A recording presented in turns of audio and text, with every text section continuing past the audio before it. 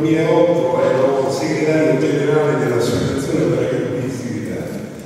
All'ultimo momento, mezz'ora prima di chiudere le liste, mi telefonarono se mi volevo candidare con la lista civica avevamo.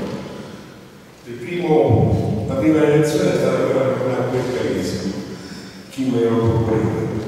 Poi ho riflettuto bene, lista civica, Alemanno, io conoscevo il padre di Alemanno che era generale repubblicano d'Argento e ho pensato, dico, mi servirà ancora un momento per riempire la lista e ho detto va bene, ma non mandava la macchina, sono andato a filmare tutta corsa, però ero molto poco convinto.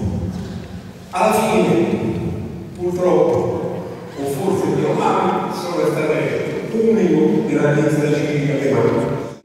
Essere nei partiti, in questo momento nel quale i partiti non esistono più. Adesso sono dei gruppi di potere oligarchici, dove c'è chi comanda e chi esegue. Quindi la rappresentatività che ci può essere una volta non c'è più. Quindi è l'unica realtà dei partiti. Però se si parla di lista civica non deve essere scelta di convenienza, deve essere sentita, vera.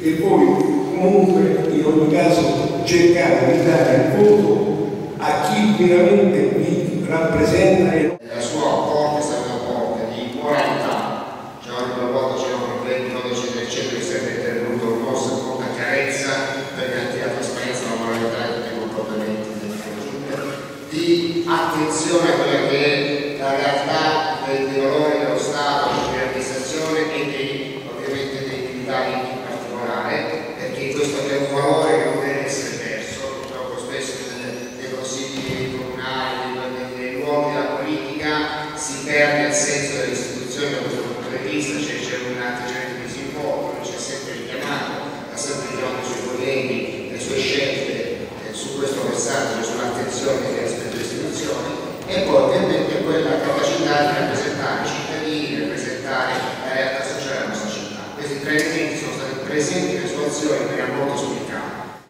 Guardate, noi in questi 5 anni abbiamo salvato Roma perché se non era la nostra azione Roma sarebbe andata in default, in dissesto e sarebbe stata travolta anche se non. Adesso, dopo questi 5 anni che abbiamo salvato Roma, seminiamo i confermati, abbiamo tutti i progetti, tutti gli elementi per